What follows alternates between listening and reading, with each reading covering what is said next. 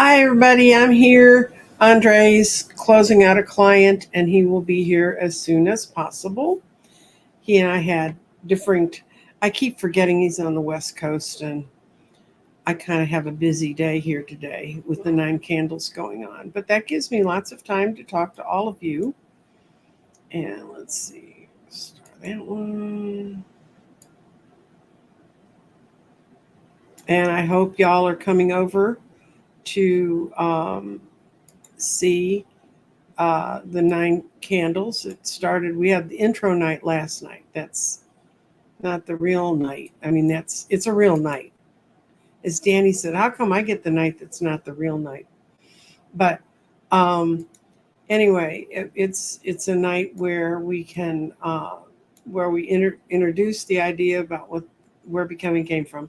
Tonight will be the first night, and it will also be another astrologer. It will be Dorothy Morgan, who is an excellent, excellent astrologer. And she, astrologers all have different sort of gigs that they do. Dorothy does not do politics, but she does do intensely good things with your own personal chart. And I think that's often the place to start, although people tend to get interested in politics, in astrology, following politics and seeing how accurate it can be. But there are astrologers that do nothing but world events and historic astrology. There's a lot of different things you can do with it. So if you have an astrologic term you'd like to discuss, please post it in caps. And if I know the answer, I will tell you. If it's something I don't know or I'm not clear about, I will wait till Andre gets here. So, okay. This is not an astrologic question, so we're going to show it. If crystals are in sense living beings, do crystals have the donut-shaped torus field around them like we do? Actually, do all living things have the torus-shaped fields around them? Actually, yes. They have their own set of energetics. Their energetics are at a very different pace than ours. There's some stones that you can just hold them and feel them vibrate. Carnelians are good for that. There's a way we can project our energy in and create an energy field to connect to them with crystals. But the torus energy you're talking about, it can enhance it. If it can enhance it with you in there, I suppose it does have it. I know that I found out quickly after I first found stones, which is a whole nother story, but it's when I started to become aware of energies and frequencies. And I was in 2018, and I went to Colorado and visited a good friend of mine in Denver. And we went to several different stores and places, and all of a sudden I felt this. Now, I'd been in Arkansas, and I actually had a son that used to like to go hunt crystals.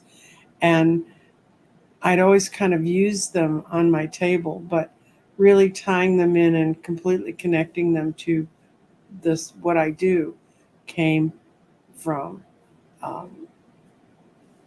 that visit. That's where I kind of started putting it all together. As a matter of fact, today, right after I do this show, I'm going to be building a grid, which is long overdue. This poor woman, she's been so patient. But I'm really feeling good, and I'm feeling like I can take on all of those things I do. It takes a lot out of you to build a grid. I used to, when I had tons and tons of grids to do, and I was doing 2 or 3 a day, I would have a day that I built grids, and I couldn't read cards, and I couldn't do other stuff.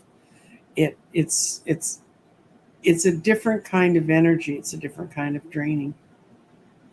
And let's see. Everybody's talking to everybody. Do we need to cleanse all crystals? Okay, Cheryl. You need to know that there's some crystals. You need to know the Mohs factor. And you can find that if you just put in what is a crystal. One of the first things it's going to tell you. And the Mohs means how hard is it. And I had a beautiful selenite wand someone had given me that was absolutely gorgeous. And this is before I understood when they said, oh, rinse your crystals with running water. Not selenite, because selenite is a form of, it's basically comes from the same crystal as salt.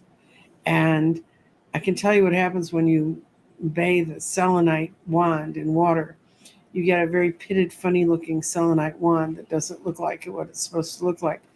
So I always tell people to bless it, to use, if you're going to really into mists and stuff, there's a lot of sages and things.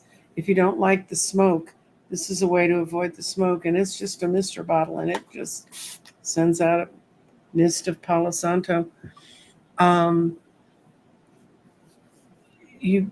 know people who say, put them out in the moonlight. Well, that's lovely if you're sure when you come back they're going to still be there, or you're going to sit out in the moonlight with them. For safety's sake, unless you really can feel no water is going to come through that stone, into that stone, I'd use saging, smoking, blessing, praying over them. You can clap and clear stones. You can sing to them and clear stones. You can have a singing bowl. This is kind of what I use in my office because I have so many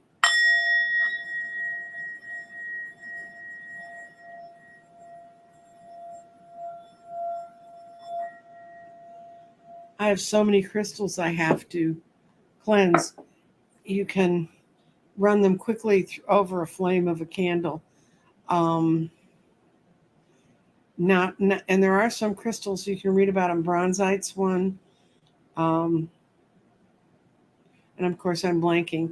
I'll do a show on cleansing crystals. There are some crystals that are self-cleaning. Selenite actually is one. You can put your other crystals on the selenite, and the selenite will pull in any negative energy they may have picked up. That's the answer, kind of, that one. But this is on my list of shows to do, and they've been there for a while because I haven't been feeling well. But honest to God, the last couple weeks I've really felt revitalized and ready to go. So I'll be doing that for people. Happy birthday to everybody who's a Gemini. Hit my like button, please, so that YouTube will treat me nicely. Okay. G. Covington, can you put different kinds of crystals in a bowl that do different things, or will they cancel each other out? Okay, that's called crystal confusion. And so if you say you decide to put a few crystals by your bed at night to kind of wake you up, or to bring new energy in your life, but you also want to put a crystal there that tells you to have a restful night's sleep. That causes what they call crystal confusion. And it's a matter of looking up, what are you expecting from that crystal? Now, I will tell you one thing I do know about crystals by your bed. You probably don't want to put a quartz crystal that has a natural point on it, the 6 points that just form as it forms when it crystallizes in the ground. And a lot of amethysts have the same points, because amethyst is just quartz with a mineral that makes it purple gets in it. Because crystals that have a point on them go to your third eye, and they will tend to wake you up, your third eye up. I never put a pointed crystal in my bedroom, but I do have a funny story. When I was first starting out, I did a whole show on crystal confusion, and this couple had collected crystals when they traveled around the U.S. And about a month before I did that show, they decided to make it into a big clear bowl, and they put it in a sitting area in their bedroom. And she'd begun to notice she wasn't sleeping well. She talked to her husband. He said, I'm not sleeping so hot myself. So she saw my show about crystal confusion, and she decided that she was creating an energetic chaos in the end of her bedroom. So she went over to the site I'd sent them to figure out which stones calm you, which ones will accelerate your energy. And they sort of sorted through the bowl and shifted everything out. Her husband looked at her like she was kind of crazy when she suggested they do that. But he said, why not? We just threw them in there and we didn't know what we're doing. And she wrote me about a month later and said their bedroom had settled down. So, yes, they don't always cancel each other out. They can just. Does selenite turn gray? No, selenite doesn't turn gray. There are kinds of selenite that are formed that pick up dirt or they pick up other minerals in them that make them gray. But selenite, for the most part, is really, really white. It's really, really white. And let's see.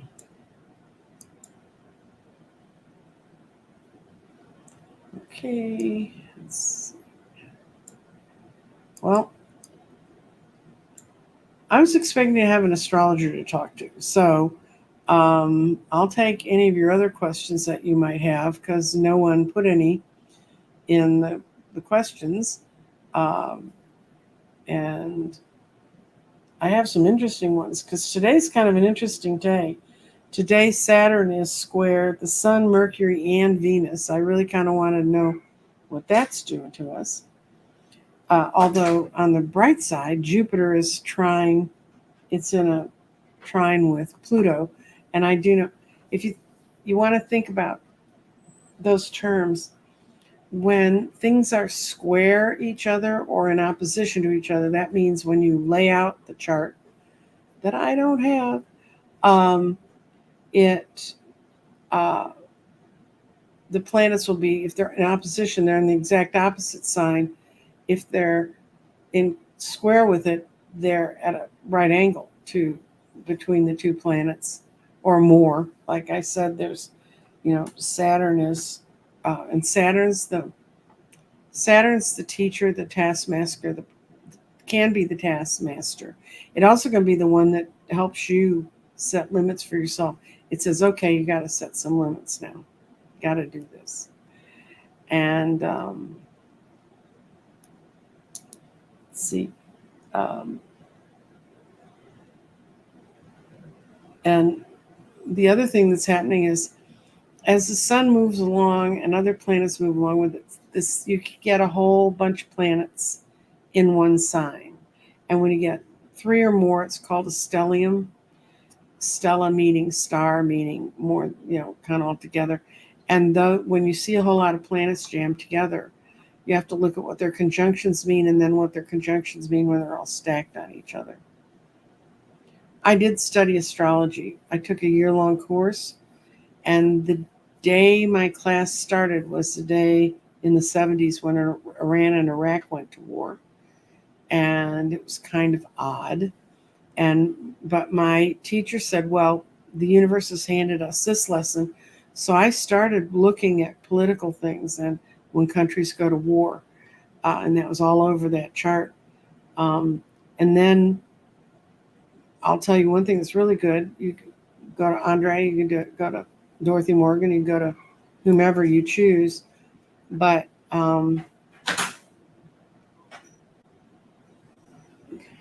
my mailman just threw in 3 chunks of mail.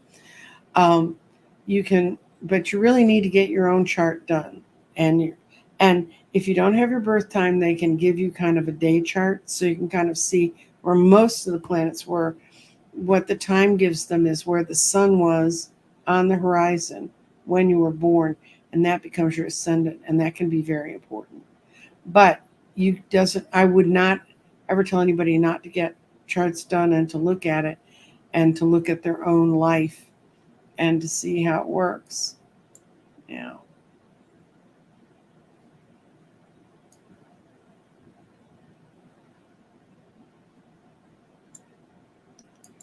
Yeah, if we ever have an astrologer, we'll be talking about a current astrology. Ooh, I don't know what else to say. I'm going to look real quickly in my Gmail and see if something happened that I didn't see right before I came on. Okay, close all. Get you off there. Find this. Okay.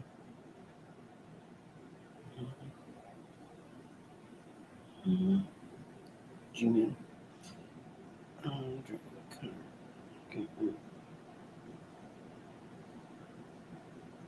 Nope, I haven't seen anything since the one I sent him this morning, and he said he might be running right on top of another appointment.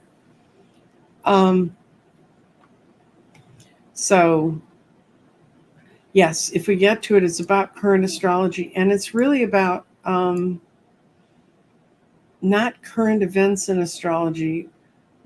I like to have Andre on. He's incredibly knowledgeable, and it just doesn't always have to be about politics. So, okay, and I'm trying to check and see what other things people have written in here.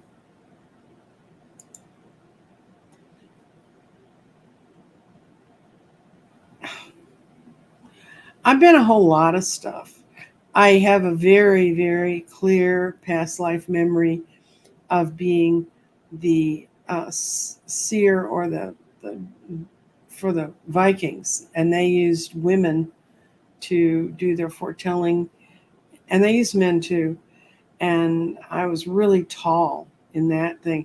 But the thing they don't tell you about this in Viking lore is when they'd come to you and they'd say, should we go into this battle? And then you do what you do, and you tell them, and then they say, oh, you think we're going to win? And they throw you in the boat and you get to go with them. So that was kind of fun. And the Vikings had women warriors anyway in the ships with them. So that was one of my lives. One of my lives was in Georgian England, and I was a dandy, and I managed to waste my entire family's estate. And when I teach tarot, we have a night when we do when I used to do them in person, where everybody did everybody's past lives. So now my classes were sort of restricted to 6 or 7 people, and so they all start and they do everybody else at the table. And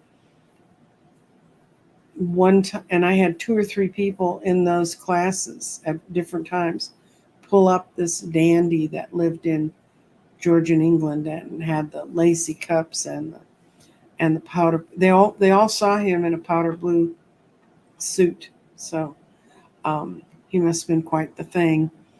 I know I've been burnt. I've been hung for being different. Because it took me a long time. When I finally went through a whole healing thing about that I could wear necklaces. Before that, I couldn't wear necklaces. They just made me shake and sweat, and I didn't like them, which would mean, you don't want to wear a necklace.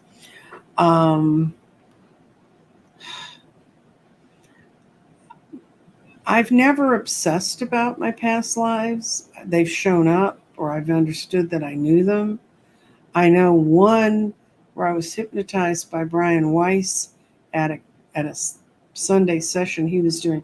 He's the guy who did the Many Lives, Many Masters. He was the psychiatrist who tried to help people learn how to handle past lives. And if you've never read his books, go read one of them. Many Lives, Many Masters is really good because it covers a whole lot of ground. Teaches you a lot about past lives. And I was reading a lot of past lives at the time, so I decided to go see his thing because he's the guy who kind of started it. And there were 800 people in this ballroom, and he hypnotized us 5 times in that one day. And one of the ones was to go back and look at a past life. And I was a tiny little Chinese woman, and I was at the end of an alleyway, and I had been part of something that had pissed the powers that be off, which apparently is a life pattern that I've had several times. And I knew they were coming to kill me because what they'd done is the people I'd worked with had sold me out, and I was becoming the sacrificial lamb of the movement. So, and I had a real clear vision of standing there in that alleyway, understanding that I was glad that I had tried to do what I had tried to do, but I was really, really angry at those people for selling me out. other parts of the past life I had right before this one, and I know her well because she was accidentally killed in World War II. And I mean, I'm sure lots of people were, but she died in a bombing in London, and she was Polish, and she was an artist.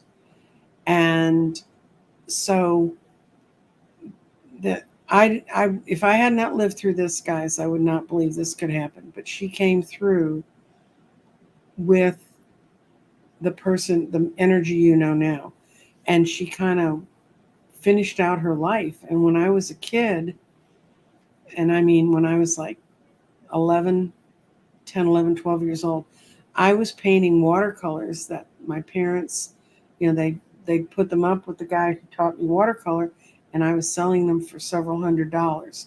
And this was in the late 50s, early 60s. And I have one painting left that I had done, and it hangs on the wall behind me. And it was a picture of a stormy day about to happen in Lake Ontario that I saw as a child.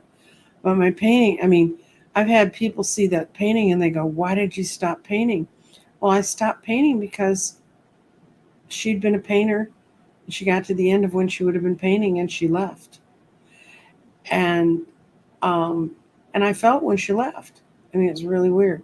So those things. So I know about her. And my second husband was a child in London during World War II, and he was like a teenager when the war ended, and so he lived through bombings and stuff. And he didn't scoff about it, but he said that's kind of weird, that you died in a basement in London. And I can still call her in, and I called her in, and I described to him the sounds in the city and what happened when you started to hear the planes coming over, and what it was like when there was a bombing. The house across the street from where he lived was bombed into non-existence. So he'd been around when things were bombed, and he said, "Stop it. Okay, you were there. There's things you said about what you smelled and what you could taste that happen when you're in a place that's bombing." So that's kind of some of the stuff I know about where I've been. I don't know about being off this planet, although I'm assured by several people that that's true. And I know enough strange things that I don't doubt that that's true. What is the best stone to promote good health? Okay,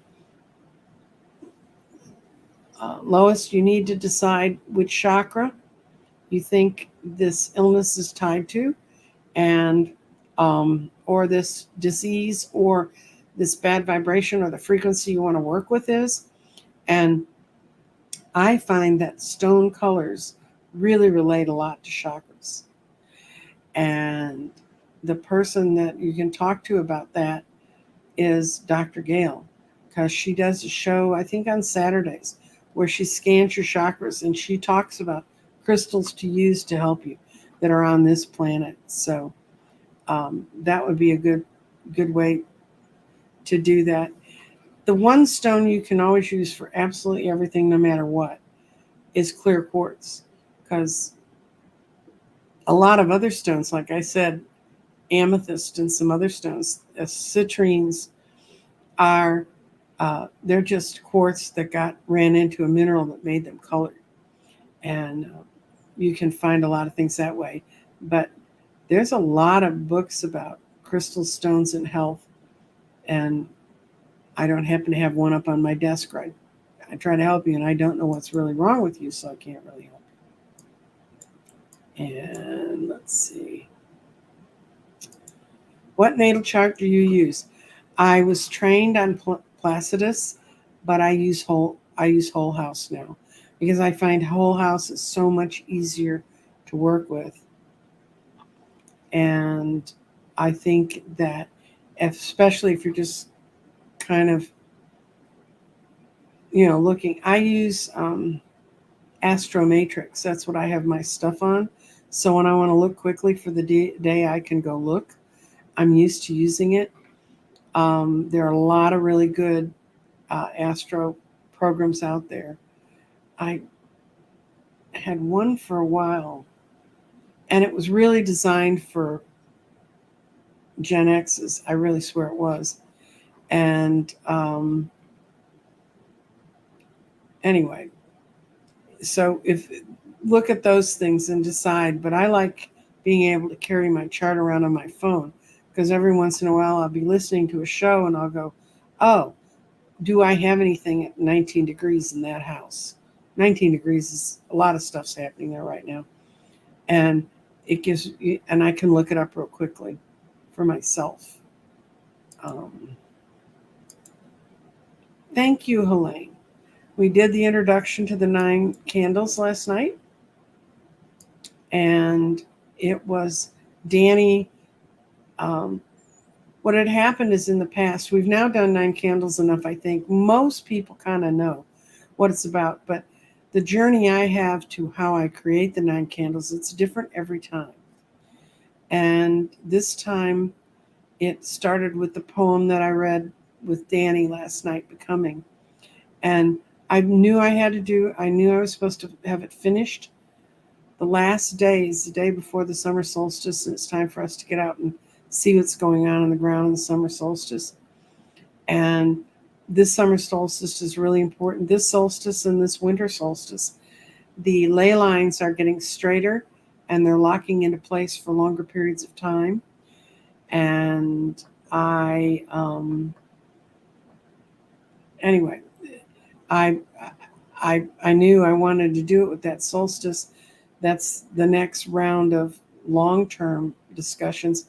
I'm going to have my journey through understanding energy, and out of that comes the ley lines. And I don't know how many of you saw him, but a year and a half ago, I used to meet up occasionally with Johan van Wyk, who lives in South Africa, and his job is to repair ley lines, which is a fascinating light worker job.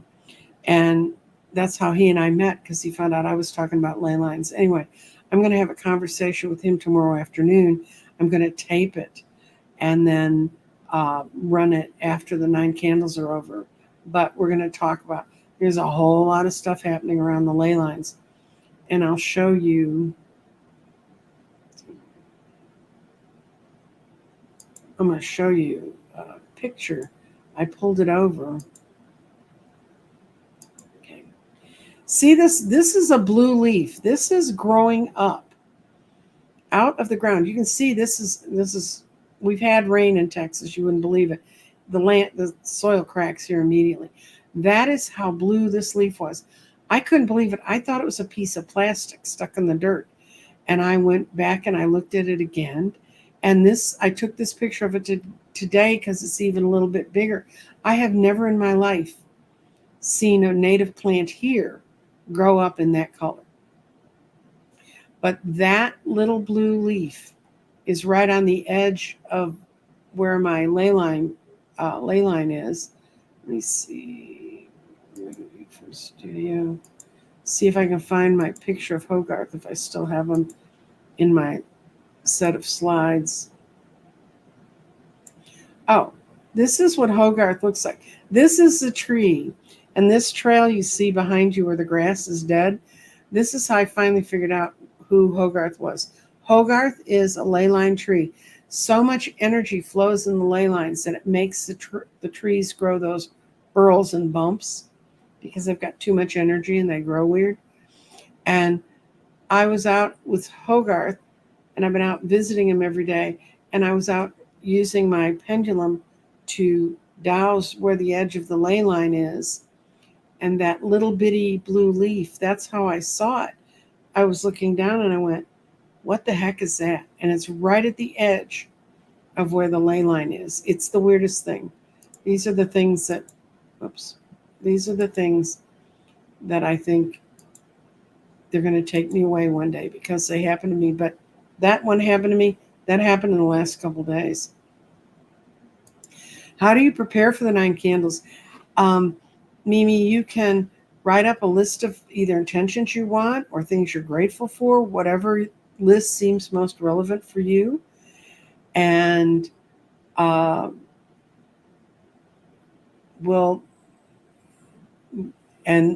you put it underneath wherever your candle. your candle or candles, as I'm telling people, I have a long pillar candle on my desk, and I really like these because they burn forever. You could have one of these and just light it every one of the nights and blow it out, and then at the very end let it burn for about an hour and then blow it out. But you put that on top of what you want to happen. The first 9 candles I did in December of 2020 when I had formed my channel, and I wanted to increase my membership. So I put under there, what my hopes were for the channel to grow. And I said I wanted 1,000 subscribers. And within a week after that 9 candles ended, I had 1,000 subscribers. And I didn't realize how long it took to build 1,000 subscribers till I talked to other readers about how that happened. Okay, this one. I love amethyst. What other stones can I pair it up with? Pretty much anything. Amethyst is good with turquoise. Amethyst is good with blues. Amethyst is good with malachite. Amethyst is good with, like I said, quartz, anything. Citrines like to hang around with amethyst because at the end of the day, if you go down to their most molecular level, their most crystalline level form, amethyst and citrine are the same. The difference is citrines, where they were heated up in the mountains, it got warmer. I mean, like a lot warmer, like it baked them a lot more. You can take an amethyst, and if you bake it in the kind of ovens, this is one of the things about that. There's a lot of made citrine. Now, I don't know if you can say it's made since it is exactly the same molecular structure, but that's how they do it. They superheat up the amethyst.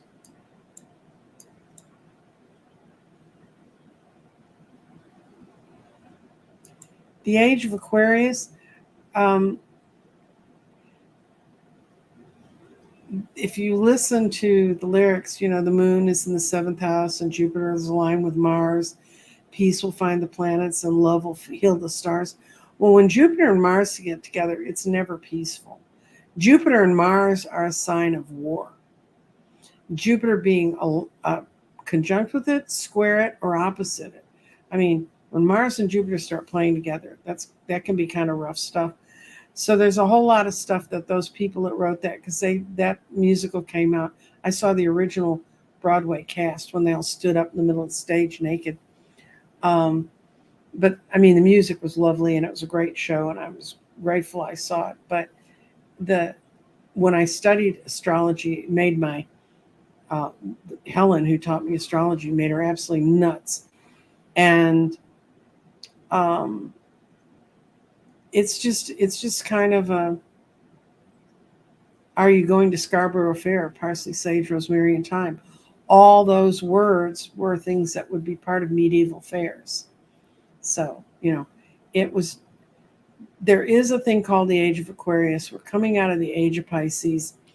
And because the ages run backwards, we will go into the age of Aquarius. The age of Pisces has been very delusional and difficult at times. So, and there's a lot of controversy. You can listen to a lot of astrologers. That's one of the things they vary most widely on, is what age are we in? And I don't think you change from one to the other, like go from April 30th to May 1st. Okay.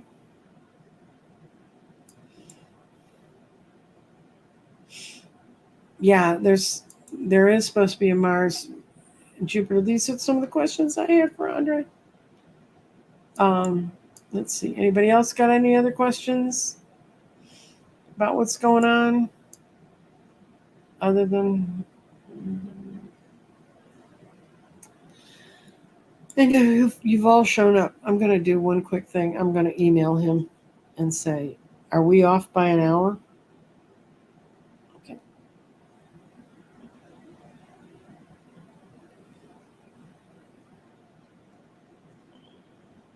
Okay, come on. Compose.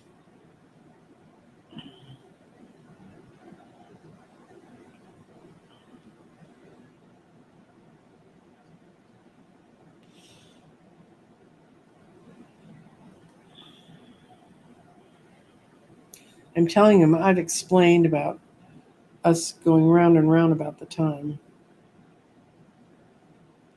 And he just decided yesterday that he wanted to come on. So, and he may have gotten hung up.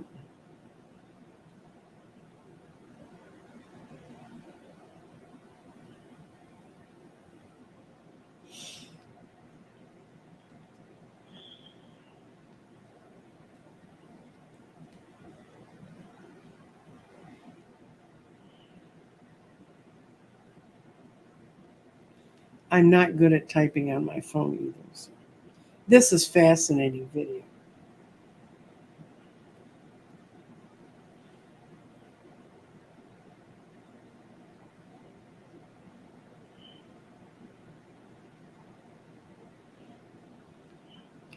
But okay, what? Okay,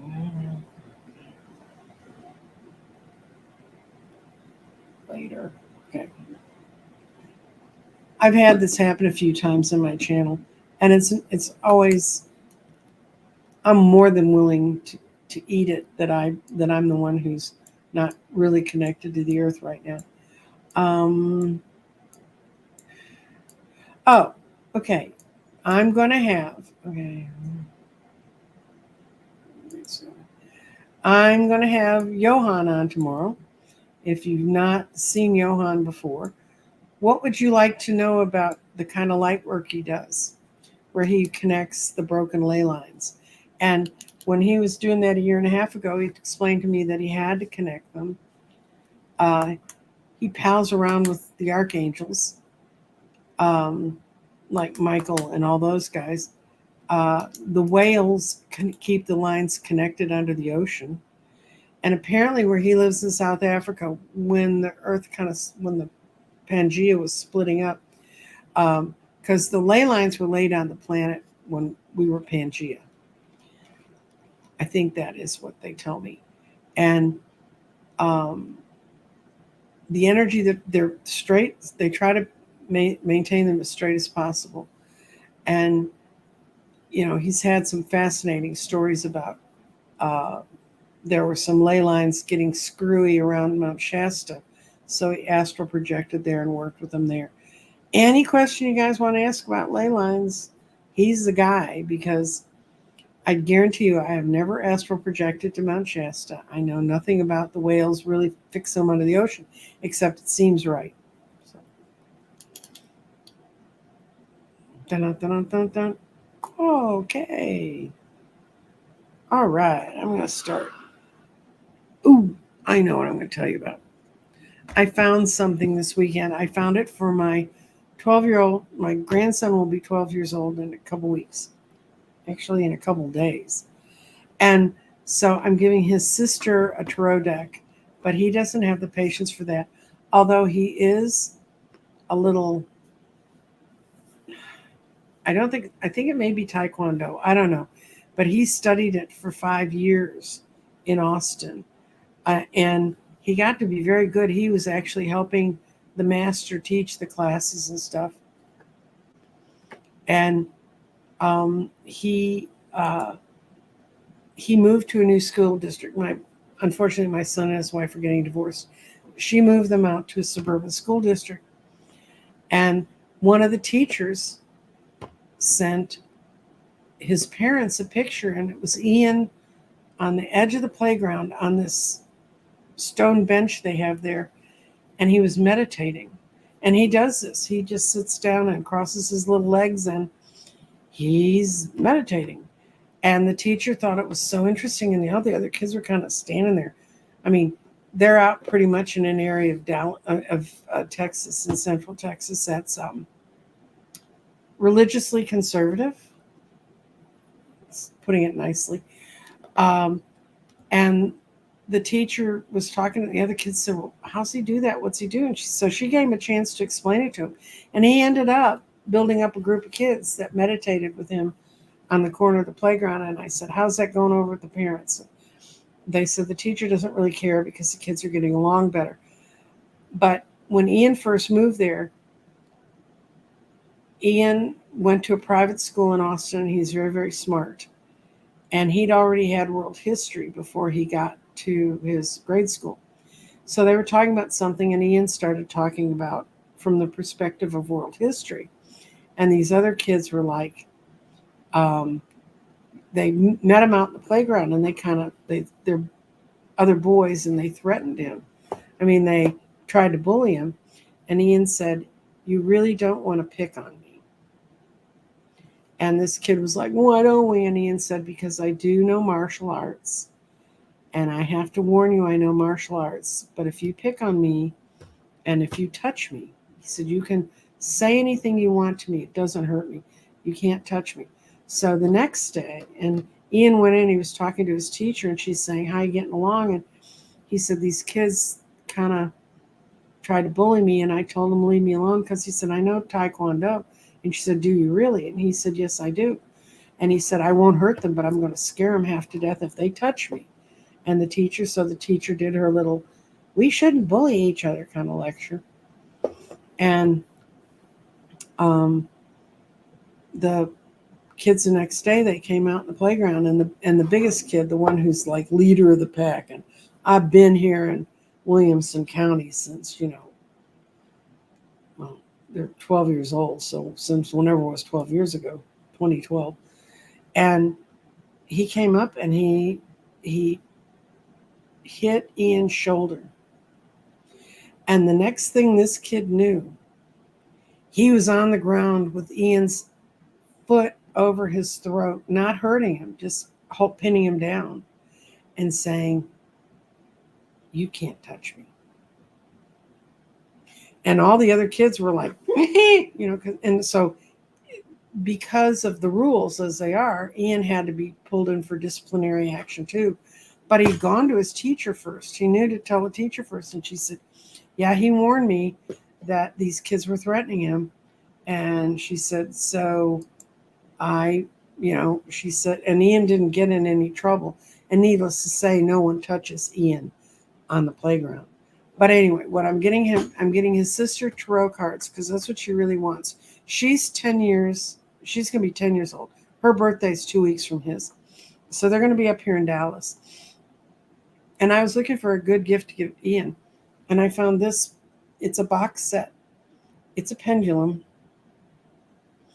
And he, and I you can't open them in the store. They're not open. So I had to pick between three, and I think I picked the right one. This is the book that comes with it, and it's not a fat book. And Ian's a very good reader. And what's in this book is fascinating. There's, this is all stuff I know now as an adult, but I didn't know when I was younger. This much of the book is kind of the history of pendulums and how to use the energy and how to use the power of this part. Okay, from here to here,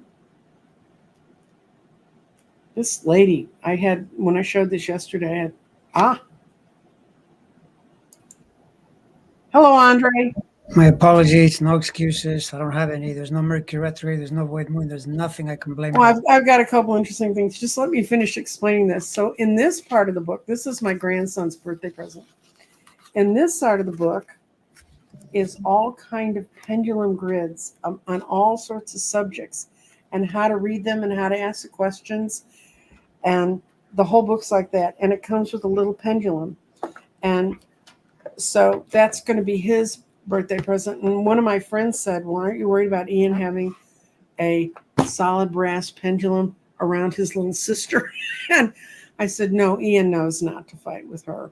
Trust me, she'd put those kids on the ground without telling her teacher." I was just explaining how my grandson is 12, has taken martial arts for over 5 years. He moved to a new school district, and some kids decided to try to push him around because they grew up in that neighborhood forever.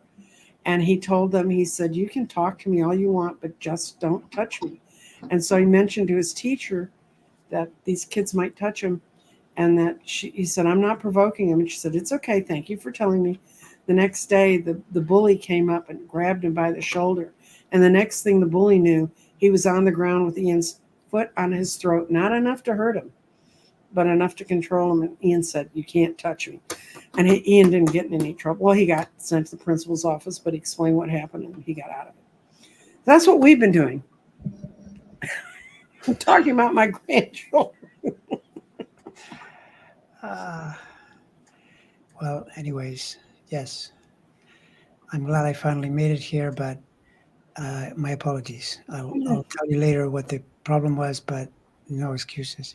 No, I know. Okay, I have a few questions though, and we had a couple. No one really came up with a lot of astrologic terms. The one thing they said is this about where the planets currently are, and I said when you and I talk, we tend to talk about kind of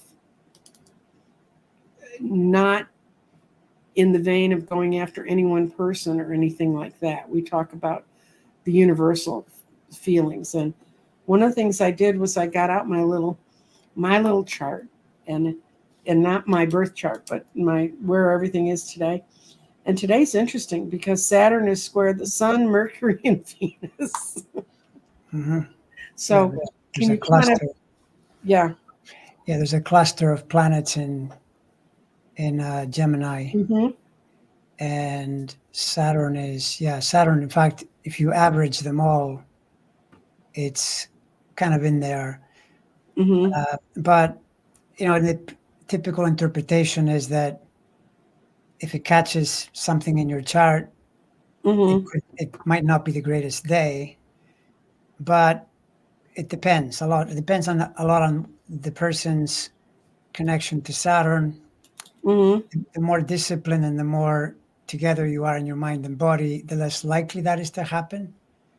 And Mm-hmm. the other thing I notice is that sometimes you get in astrology, the more you're doing it, the more you don't just stick to the first harmonics like conjunction, which is 1, opposition is Mm-hmm. 2, trine is 3, square is 4, sextile is 6, but the 5, 7, 8, 9, but especially 5, 7, 9, The those harmonic. harmonics, if they're around at a point where there's a problem square, let's say in this case, right? Mm-hmm.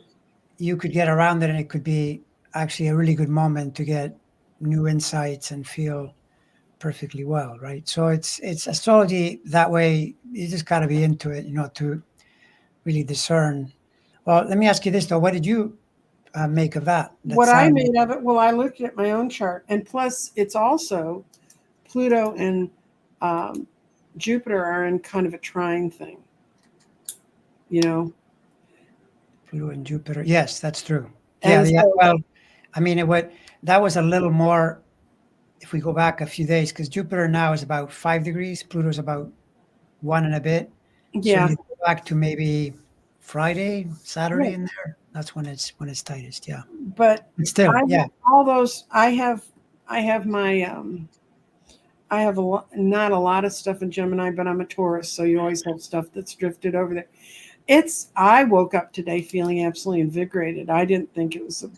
I mean, I looked at it and I went, geez, when you see that kind of square, you tend to think, you know, uh, I know that we've got the square of Mars and Jupiter again coming up, and people are worried about that. It's got some stuff coming up that's kind of warlike. Yeah, well, see that's the thing. You don't have in your chart. Mm-hmm. You don't have a hook for that For that for the stellium. Saturn. No, not really. No, because your planets. If you put planets in Gemini, Jupiter going through there is good, and the Mm-hmm. Saturn is not. You've got Mercury at 1.5 degrees Gemini, and then Uranus all the way at the end of 28. So if you do average the two, you get the midpoint. That would be about the middle of Gemini. Mm-hmm. So now that would say that the harder time would have been in somewhere around. I think it's even before May. It's somewhere in April and Yeah, into May. There's a that point was where, that was time. yeah, because of That the was square. not. But that's a Saturn square. This is why when people say there's something in the sky, it's not going to affect everyone in the same way. The only Mm-mm. thing where it can be a bigger thing is take, for instance, the Saturn Uranus square back in 21. That was the insurrection. So, we all Right. had to live through it. And yes, that's also the US. US tends to be a Saturn Uranus country.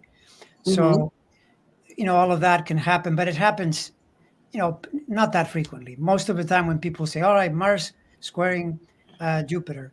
So Mars squaring Jupiter, first of all, that could be a surge in energy because Jupiter is expanding Mars. Maybe you use a little too much energy. But if you have a planet there, right? But for you, actually, you are correct. Let's see, is that today? No, that's in your natal chart. You have Jupiter trine Mercury, right? So in any case, for you, the Jupiter is closer to the trine than the Pluto is to bothering that Mars. So I would interpret it as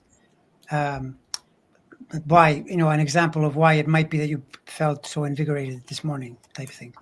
And my natal moon, if I'm reading this right, is on my ascendant. Right now? Yeah, the moon is, yeah. The moon is on my natal ascendant. When, at birth or now? Today. Well, I thought, okay, this would be the other thing I would have done to cap it all off if I actually got the moon wrong. Hold on. Is that even possible? I could swear that, no, the moon is in Leo, isn't it? Hold on. If it's maybe I'm wrong, maybe I misread the thing. I'm sorry. The moon is 25 degrees Leo. No, what it's doing is that the moon is moving toward where your Saturn is, which it'll reach in about 7 or 8 hours. It goes to your, this, by the way, is the way I always learn astrology is that I'll notice, okay, so the moon goes over my Saturn and I'm gauging, okay, how well are you doing the Saturn? The best you can do with Saturn is you find yourself working, focused, serious, like you really realize, okay, there's something important to be done. Like I have 5 reading things to do today. Okay, well, the more you go toward the evening time, like 8 p.m. or so, whenever it goes through there, but that's the high end. The low end of Saturn is when you're totally paralyzed, depressed, bothered. It's an energy collapse. And then you have to figure out, what did I do? Track and all of that, right? I think, let me tell you when that is. The exact conjunction would be,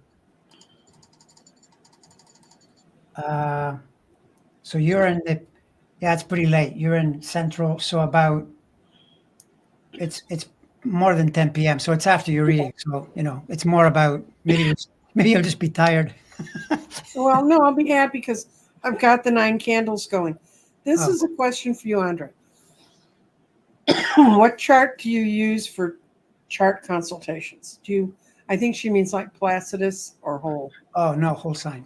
I use whole sign, although I've done astrology for so long. I'm a dinosaur now. So I can draw the chart in Placidus, and I have a way with my PowerPoint to pop the numbers in there so I can see Placidus and whole sign, and I just automatically know that, yes, like for you, the ascendant is Scorpio, and so then Libra is the 12th and whatever, right? But yeah, long answer, whole sign. Yeah. And by the way, I stand behind it solidly. I think it's not only the easiest way to learn astrology, you get the best results from whole sign, more solid. I trained. I was telling him the day I started my study in astrology was the day that Iran and Iraq went to war in the 1970s.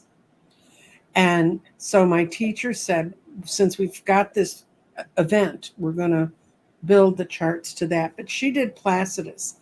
And as soon as I found out about whole sign, I said, Helen's a lovely lady, but I'm doing whole sign. Oh, good for you. We agree.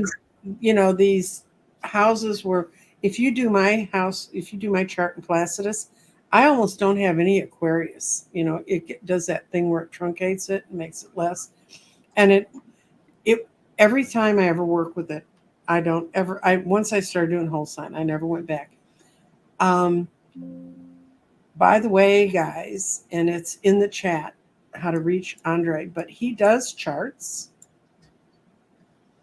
And so if you would like to get a hold of him, he can maybe help you do a chart and make you understand it's not quite so Greek to me, Yeah, no, for sure. I'm looking at your Placidus chart, and it's kind of tilted so that I mean, it's not the biggest tilt I've seen, though. I've seen tilts that are ridiculous, where Yeah, you I've get, seen some where they got not like no, they're missing like a sign, and I'm like, how the hell can you do that? yeah, Okay, yeah. we've got another Andre question. I think we have a T-square coming up. Can you please explain what a T-square it is? Well, are you talking about a T square coming up is there a T square coming up in the transits in the sky? Okay, let's see. So Mars, Jupiter. So to get a T square there, you need something in Leo or in Scorpio. I don't see that. So I wonder what T square they're talking about. If you mean in the sky, then once again, T squares affect the entire energy. And in theory, you would get some rise in tension most of the time. But as far as it affecting you, does it connect to your chart in some way? Right? See, that's when you throw things at people, it's like I I don't read on people that don't ask me the questions. That's one of the reasons why, except on Sundays, I don't do politics. But I think that you can learn a lot watching readers read on people you don't know to kind of figure out how things work. Yeah, that's very true. That's very true. And but and I can't stress, and I mean, to each his own. Everyone maybe you have different people, different ways of learning. I can't fathom how I would have gained depth in astrology without constantly referencing my own chart, because that allows me to feel the planets as they're moving by. And it's one thing to say you feel the moon, for 2 or 3 hours, but if you get a Saturn transit, you really feel it. And then, in fact, sometimes Mhm. it's so tricky when you're in it. You sort of know what's going on. Then when it leaves, you realize, oh, okay, I see what's going on. The perspective comes in and tells you that's what took place. In fact, there are cases where if you've had a Pluto transit because of the slow movement, you might Right. not really understand what happened until 3 or 4 years later, as yourself is kind of integrating everything. And then you realize, oh, yeah, I was really changing then. And I wasn't as aware during the period as I Yeah. might. Yeah. So yeah, there's times when things get hung up, and if you have a major planets, they don't move as fast as. Trust me, when they're sitting on your case, they don't move as fast as we would like. No, no. And this, by the way, has been you probably have heard me go on and on about the planet that caused the motion of Pluto.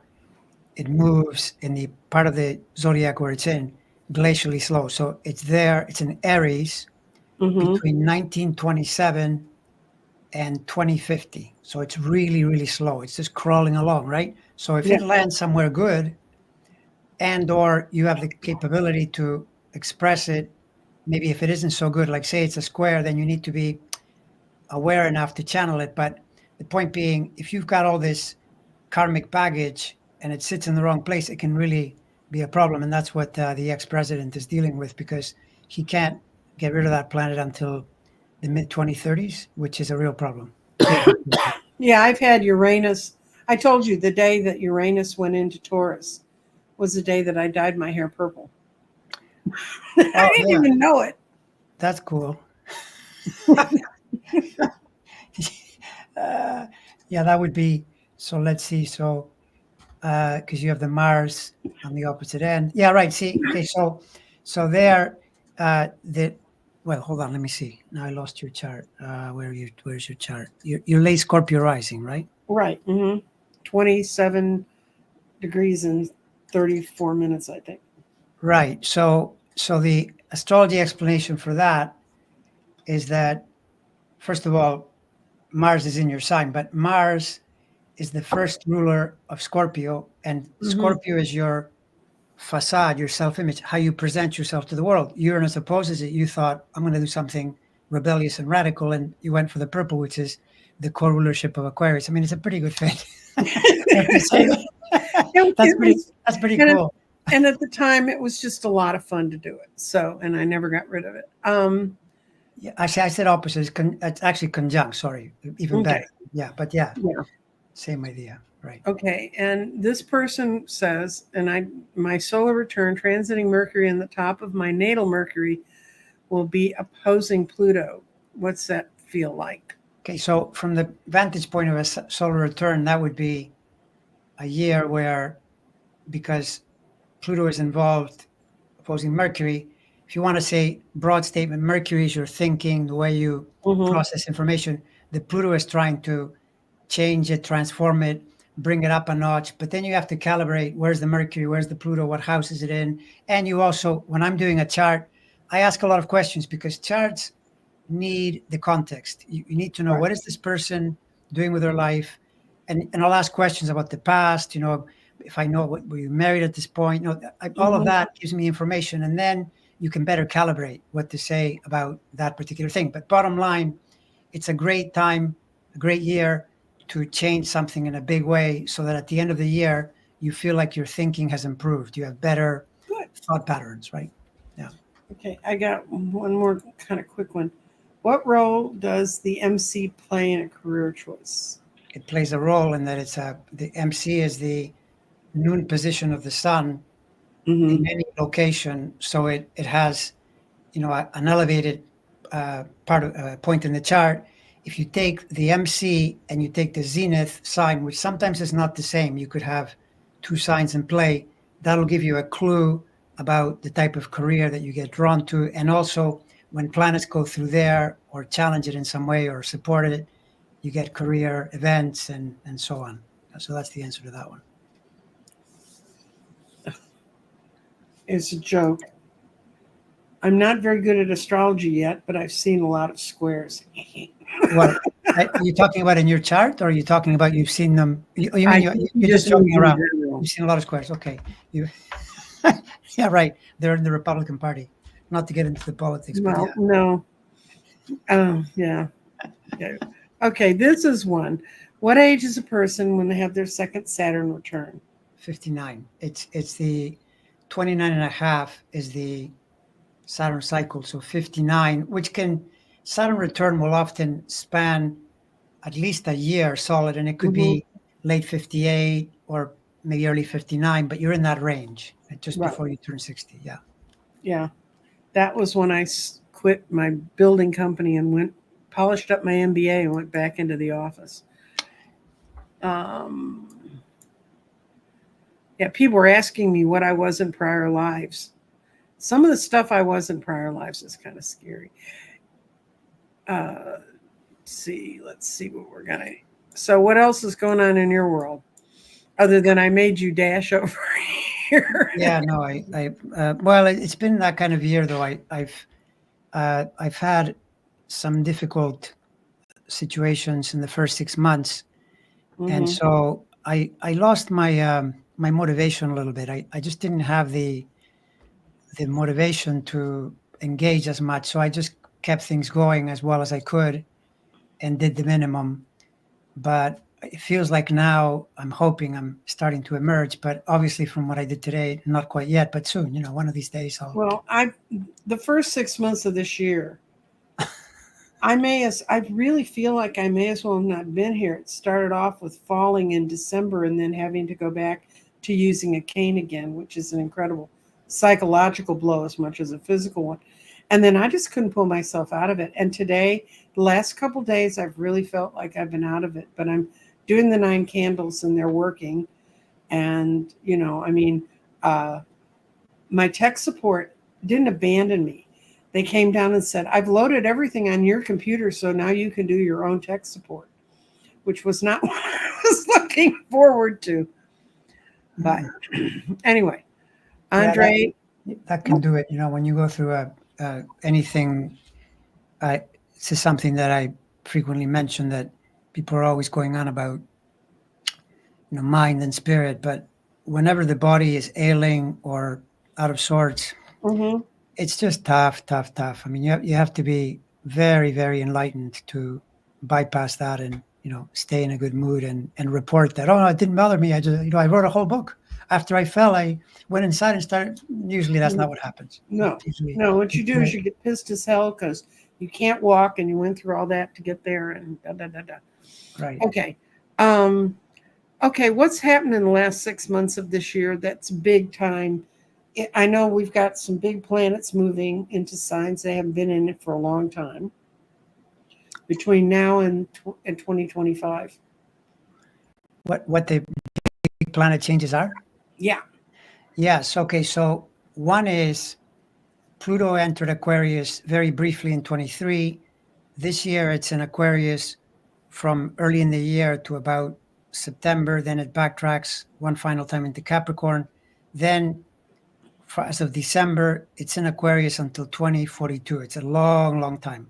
But once again, that planet individually will depend on whether it finds your planets. And so, for Right. instance, with you, it does because you happen to have Jupiter there.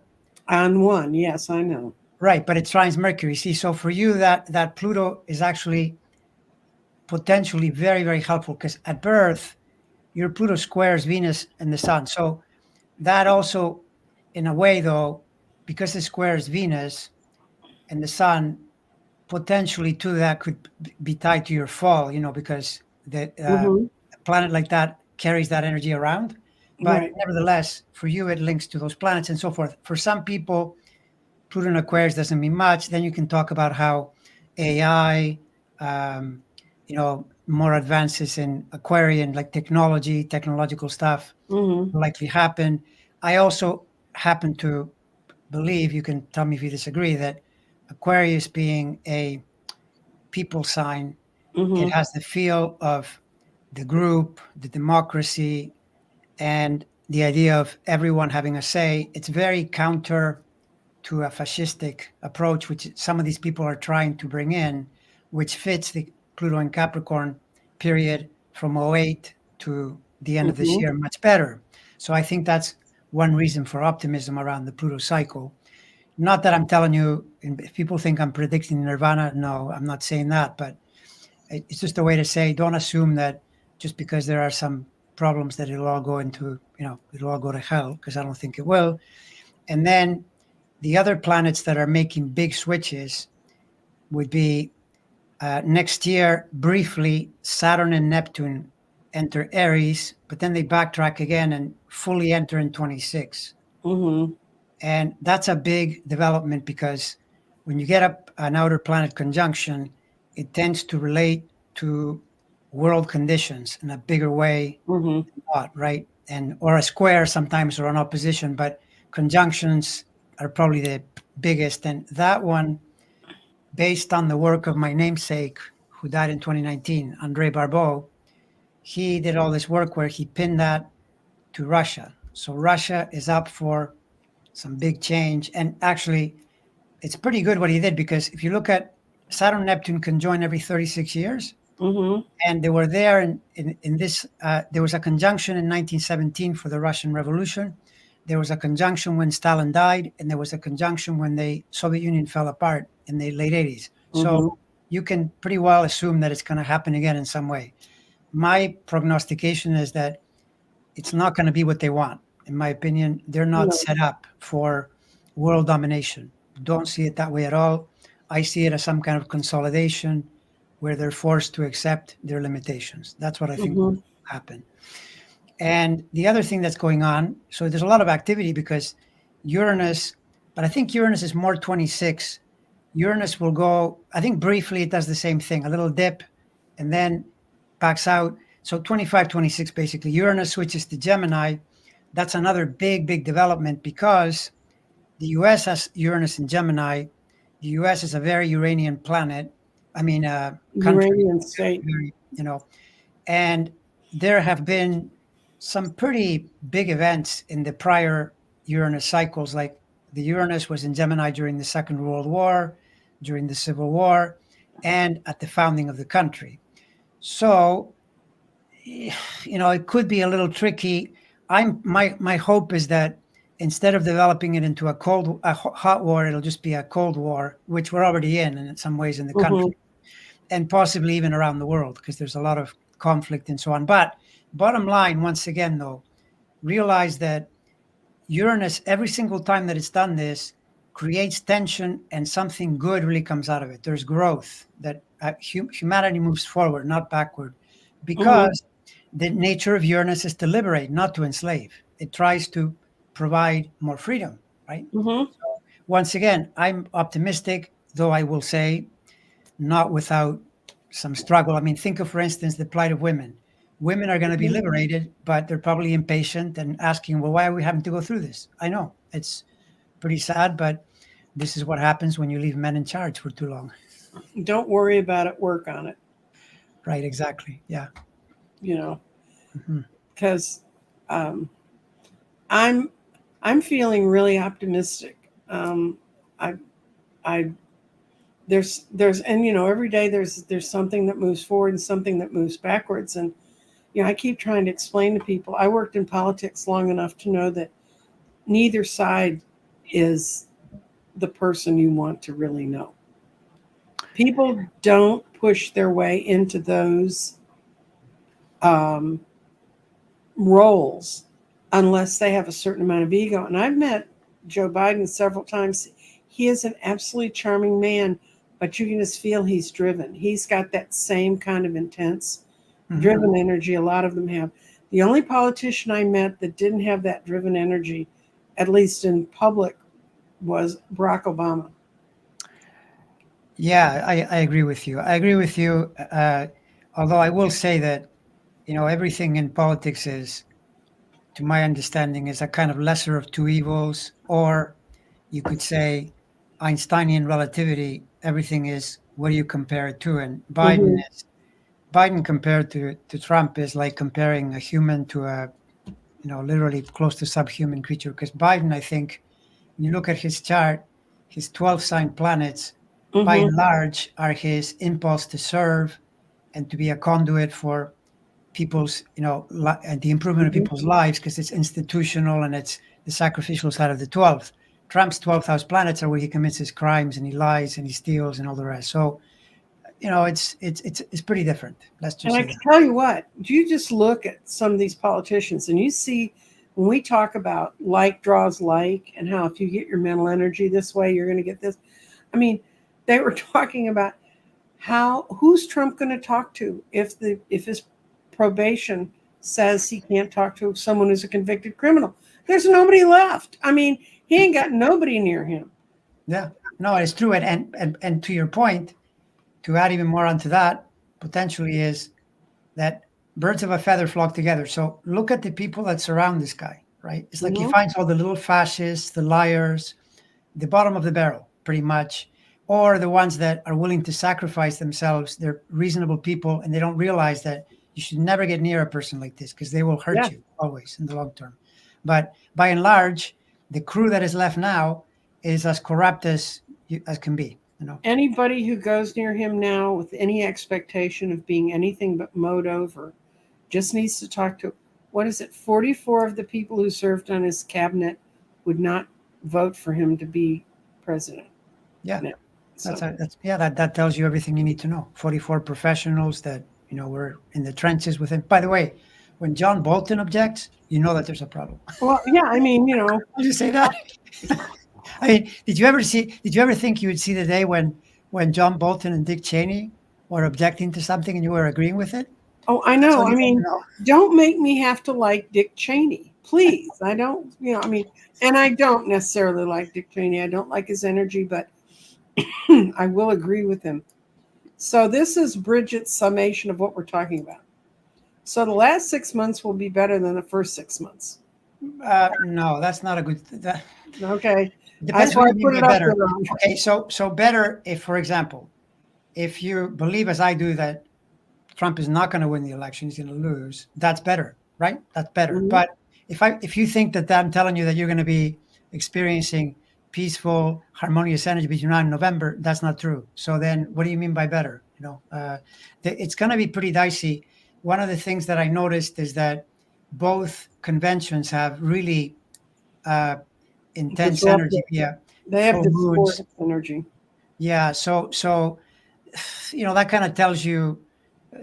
And by the way, you can kind of already see, well, why would the Republican convention feature rowdy, dangerous, even energy? Because if Trump gets sentenced days before that, then he's going to be screaming and yelling, and they're all going to be demanding revenge and going on drum circles, calling for blood or whatever. So uh, that's why.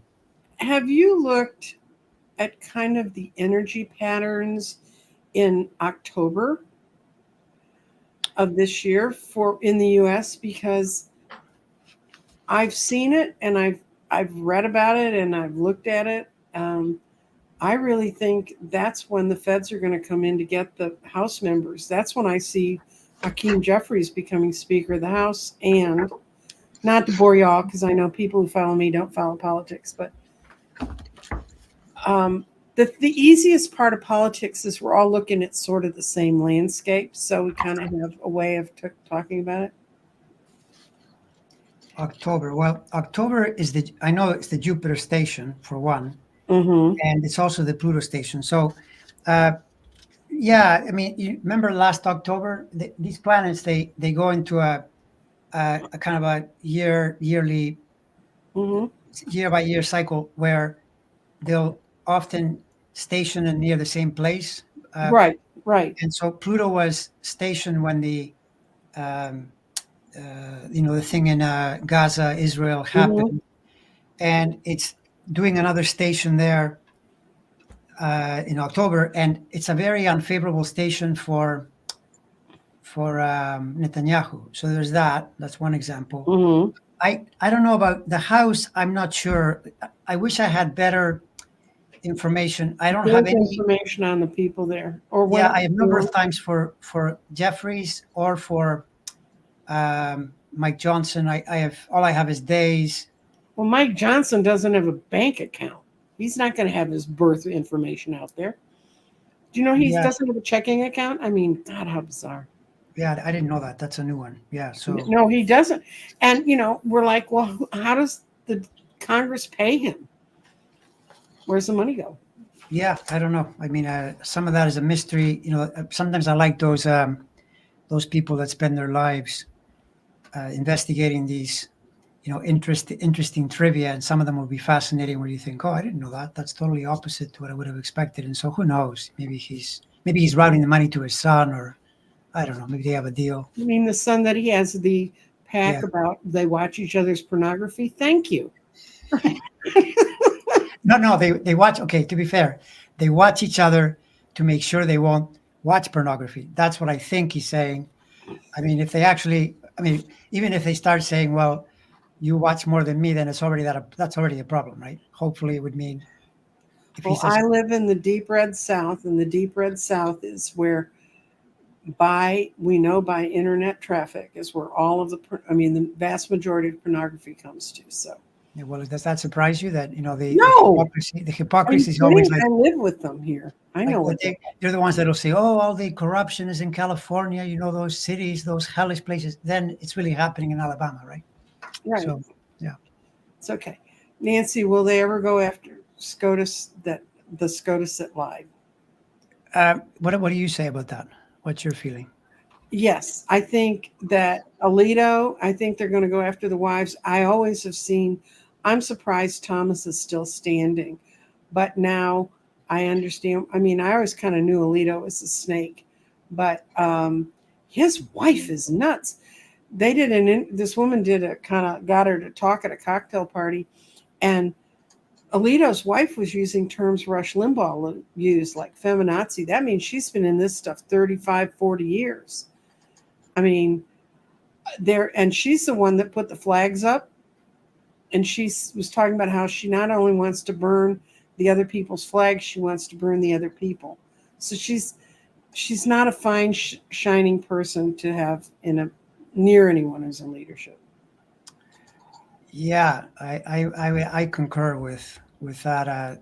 Those two are the scourge of that court, and I think in some ways, Alito may be even worse, but Thomas is pretty bad too with his all the expenditures and all that.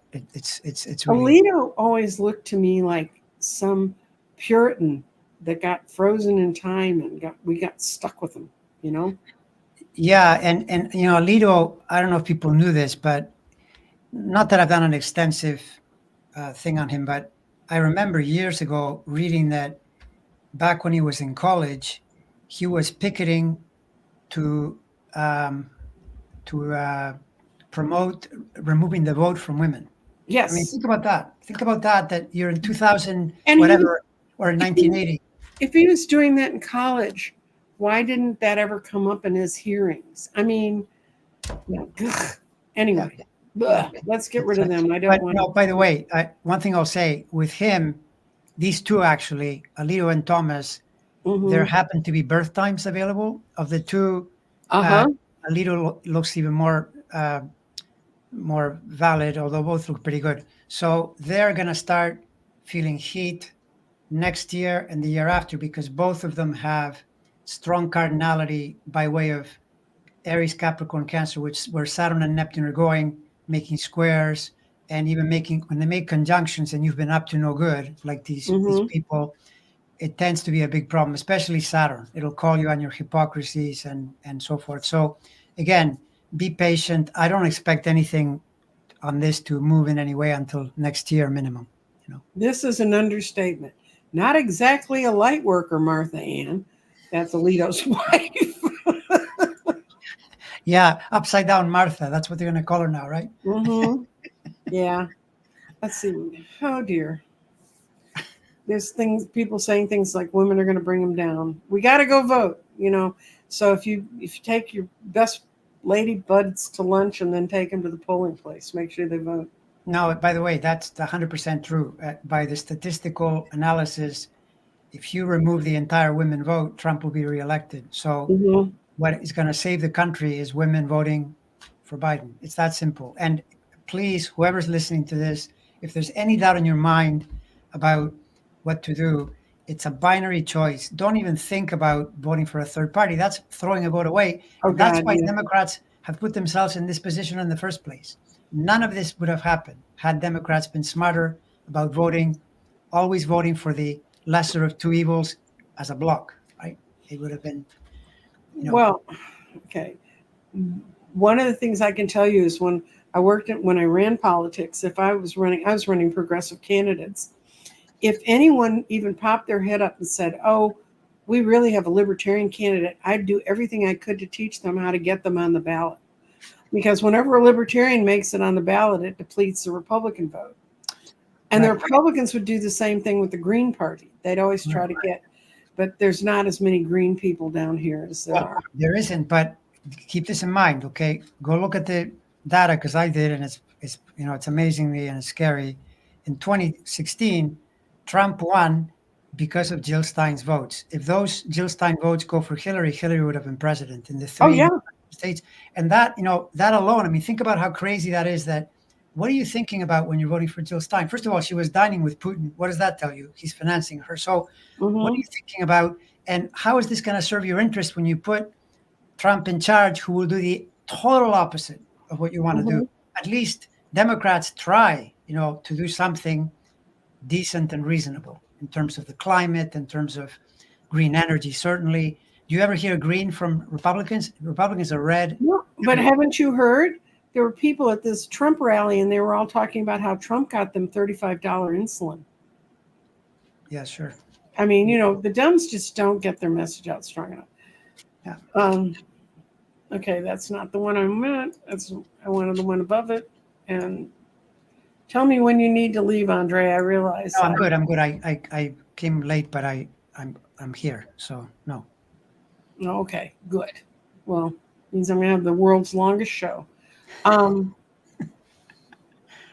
no, there's longer. Trust me. Oh no, I know that, man. There's some astrologers, man. They just don't shut up. You're like, I just want to know about June. How could it be 2.5 hours? Okay, this is a question for you, Andre, and I hope you can pull it out of your brain. A number of months ago, you shared that there was something coming up in 45's chart that was like Matthew Perry's when he passed. Right. Okay. So it's not one date. It's a swath of time.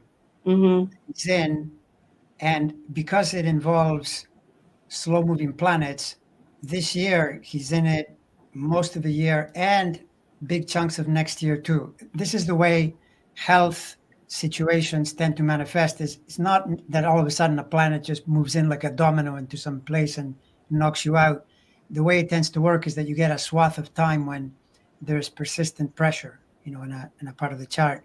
And in his case, that's what's happening. And Matthew Perry, the reason Matthew Perry is particularly reflective is they both have the same rising sign, Leo, Oh, okay. and they're both getting Matthew Perry that obviously, but Trump is getting pretty extreme pressure to his ascendant, which to me, even though I've said his health, and so forth, it has declined already. I mean, you could say he would get an even worse health event, but by all accounts, this man is pretty demented compared to where he was 8 years and even 4 years ago. The way he behaves at rallies, the things he starts 4 to months ago. I mean, it's Oh, I not. know. Yeah, he's It's declining. declining. Yeah, there's no question. I mean, lately he's been talking about boats with electricity and being electrocuted and sharks. And you listen to the thing and you think, what are you talking about? What are you trying to say? You know, I wouldn't jump in the water because it's better to die in the boat, but you can't jump off the boat because the boat is sinking. What's the logic here? I mean, are you comparing the boat to Democrats but he just trails off. No, that would be an allegory or something his mind can't wrap around. Right, exactly. He's just talking about what can I make people afraid? How can I make people afraid? Yeah, pretty much. Yeah. It's that's his genius. He taps into people's anger and fear, which is because his sun is right next to the American Mars, which is a angry, combative planet, and you just know that a person like that has the potential. Not always going to do it, but they have the potential to tap into that. And he's always been a total liar and scoundrel. I mean, the way he started with Barack Obama is about as sleazy and low as you can go. But he knew if I just push those buttons, these people are basically all racist like me, and they'll follow me. They'll realize that I'm on their team. And yeah. Okay. This is Celtic Seer transiting Mars in Taurus squares Pluto. Well, okay, today, but realize that right now, 158. Okay, so yeah, you could say that. Yeah, I'll agree with that. It's been square, and you really should count it as something like the week, like about a week. Count from late last week and go into the end of this week, because even though it's a little past, the whole time it's square. So that could mean, yes, we might have an event, something. Pluto Mars, by and large, is not great. It's the kind of thing where you might get a shooting or something horrible, because Mars is violent, Pluto's extreme. So, but once again, it's going to be more significant if for you, and what it might mean is, do you have planets early in the? Now you do. So how is it affecting you? You said you woke up feeling good. So. I'm feeling energized. So. Right. Well, the Pluto is definitely in the right place, and Mars is in your sign. And that's the other thing. Mars, even in recent months, not that I hadn't seen this before, but when Mars was in Capricorn a while back, that month I had a lot of energy. That's my sign. And I just noticed that I was doing more things and putting more things in motion, and I felt a definite surge. So you're in a period now. June for you that way is good. Just be on the lookout for, the Mars descending into ego and anger, and what Mars with Mars when it degrades. That it can I know. I know those are things you kind of got to watch out for. Right. But okay, do you have any other sage words of wisdom to just spread upon the folks today?